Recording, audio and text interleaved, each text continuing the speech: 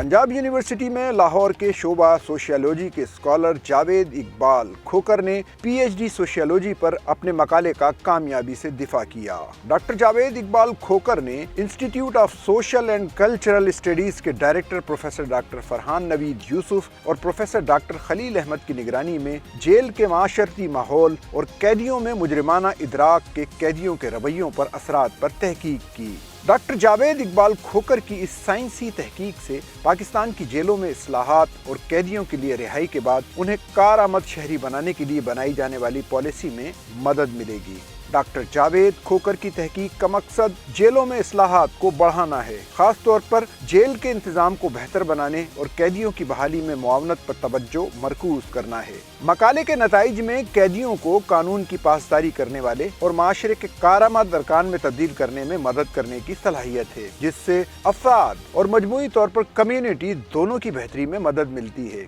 Doctor Javed की जदीद तरीकों पर की जाने वाली रिसर्च से जेल की इस्लाहात और मुजरिमों की इस्लाह के बाद माशरे में उनकी बहाली और दोबारा इंज़िमाम की हिकमत अमलियों पर देर पा असर होने की तवक्को है।